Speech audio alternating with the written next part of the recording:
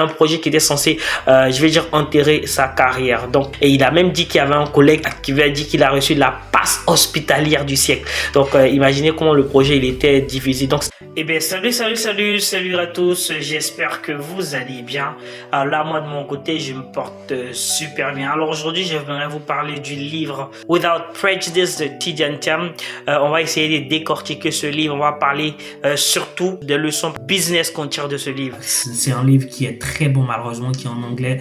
Donc, il ne pourra pas toucher directement ou encore tout de suite la communauté francophone. Donc, c'est pour cela que je fais cette vidéo dans le but de vous briefer un peu, de vous apporter les touches ou encore les histoires, les anecdotes, les stratégies business que M. Tidjane Thiam a eu à utiliser dans son parcours. On sait tous que M. Tidjane Thiam, c'est un ingénieur qui a un parcours vraiment extraordinaire, que ce soit à l'école ou encore en entreprise. C'est quelqu'un qui a eu un parcours jalonné de succès incroyable, bien qu'étant noir, évoluant dans un environnement où le racisme était omniprésent, lui-même parle en France. C'est quelqu'un qui a vraiment brillé par ses compétences et aujourd'hui j'aimerais bien vous partager son histoire ou encore ses petites techniques qu'il a appliquées durant son parcours. Donc on va pas parler sous un prisme politique, mais plutôt on va se mettre à analyser tout ce qui est en rapport avec le business, tout ce qui est en rapport avec la structure du business, comment structurer son business,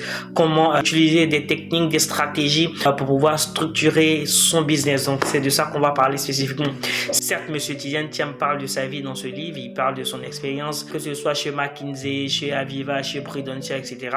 Dans ce livre ou encore dans cette capsule, on va uniquement se concentrer sur tout ce qui est en rapport avec le business. On va laisser de côté la politique aux politiciens et naturellement on va se concentrer sur le business. Donc je vais vous partager une anecdote que M. Tidjane Thiam a raconté dans son livre Without Prejudice. J'ai eu à lire, livre en tout cas que je recommande à tout le monde sans faire de publicité, mais je pense que c'est quelque chose qui va réellement changer votre manière de voir le business parce qu'il y a beaucoup de choses à apprendre de sa vie. C'est vrai qu'il rentre pas très bien dans le business en soi. Les petites parties où il parle du business, franchement, il y a de quoi apprendre. Il y a beaucoup de choses à apprendre. Comment il s'est sorti de certaines situations. Quelles sont les stratégies qu'il a eu à mettre en place pour booster ou encore pour gérer des projets, pour booster son entreprise, pour faire beaucoup de chiffre d'affaires. Bon, dans cette partie, on va raconter une anecdote qu'il a eu à raconter dans son expérience chez Aviva en tant que directeur financier. Comme je vous expliquais, quand il est arrivé chez Aviva, donc son patron lui a confié un projet informatique qu'on a appelé projet maudit.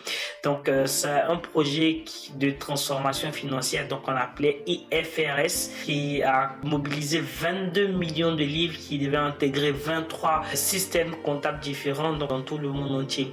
Le projet avait déjà consommé des millions et des millions de livres et il faut dire qu'il y avait pas mal de personnes qui travaillaient déjà sur ce projet-là, qui avaient été licenciés, plusieurs directeurs financiers qui sont passés avant Tidjane Thiam naturellement, qui avait été licencié de chez Aviva. Et il a même dit qu'il y avait un collègue qui lui a dit qu'il a reçu la passe hospitalière du siècle.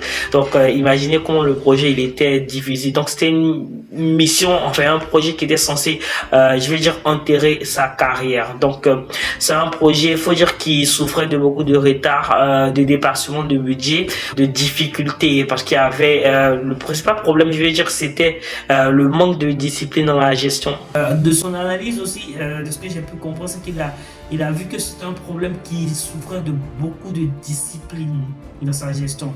Donc, au fait, le truc, c'est que les équipes des différents départements demandaient un peu sans cesse de nouvelles fonctionnalités et ce qui naturellement faisait que la portée du projet changeait continuellement.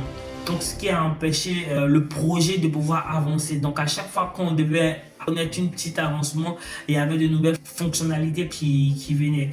Donc, qu'est-ce que M. Tidjane Thiam il a fait? Donc, quand il a pris la responsabilité du projet, il a dit qu'on n'acceptait plus de nouvelles fonctionnalités. En gros, il voulait cadrer le périmètre du projet. En gestion de projet, on appelle ça un cadrage. Donc, il a essayé de dire qu'on va plus accepter de nouvelles fonctionnalités. On va se concentrer uniquement sur l'intégration de ces 23 systèmes. C'est ce qu'il a fait. Et par la suite, il a dit à ses équipes que ouais, les idées qui viennent, c'est vrai, elles sont bonnes, mais dans le cas actuel là, elles ne sont pas souhaitables. faut d'abord figer le design. Donc c'est ce qu'il s'est mis à faire. Il a figé le design du projet et par la suite il s'est concentré sur son implémentation. Donc ce qui naturellement pour gérer ce type de projet là, il fallait beaucoup de discipline et beaucoup de rigueur. Et en 6 mois, il a réussi à remettre le projet sur les rails et il a continué à avancer. Et aussi ses interactions avec les différents directeurs qui étaient sous lui. Lorsqu'on devait lui faire des comptes rendus, lorsqu'on devait lui envoyer des rapports, il avait appris une technique, si j'ai bonne mémoire, chez McKinsey, qui disait qu'il devait faire un SOAP, c'est-à-dire un Summary on a Page. Donc en gros, tout le rapport qu'il devait recevoir, quelle que soit l'activité, quel que soit ce dont ça parlait, devait tenir, j'ai envie de dire, sur une seule page. L'idée derrière, c'était un travail qui était censé être très complexe pour les différents directeurs. Par exemple, il fallait résumer toute une activité, par exemple d'un trimestre, une activité bimensuelle, en une seule page, donc sur une seule feuille. C'était vraiment compliqué, mais c'est des petites techniques que M. Tidjane Thiam a eu à mettre ou quoi, à faire lorsqu'il était chez Aviva. Donc chers amis, c'était cette anecdote que je voulais vous partager. Alors, dans cette histoire, M. Thiam a mis en place des techniques d'un bon chef de projet, des techniques d'un bon manager. Il a cadré le besoin.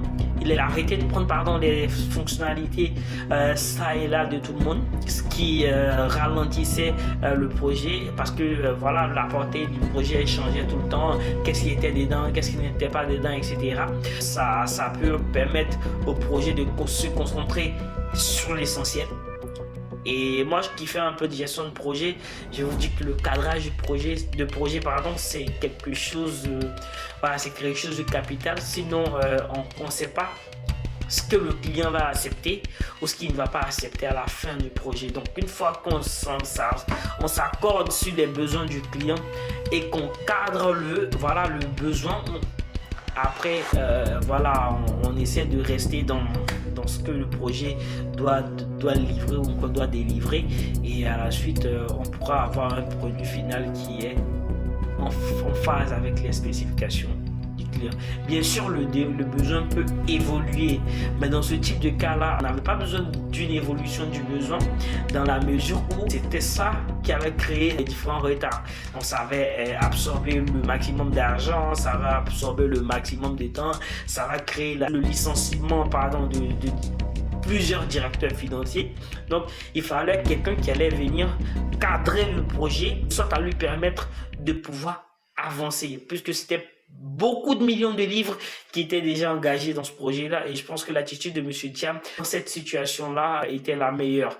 Et justement, ça lui a valu beaucoup de respect chez Aviva, ça lui a valu beaucoup de considération, parce que voilà, c'est un projet qui aurait pu lui couper la tête s'il avait fonctionné comme les directeurs financiers précédents, mais il a adopté une autre attitude et ça a fonctionné. Merci d'avoir regardé cette vidéo. Je vous invite à vous abonner si ce n'est pas encore fait, et pour ne rien rater de tout ce qui va arriver dans les prochaines vidéos. Si vous avez aimé, si vous voulez que je repartage d'autres astuces du livre de M. Tidjane Thiam, d'autres stratégies business qu'il a eu à mettre en place, alors écrivez-moi en commentaire là maintenant.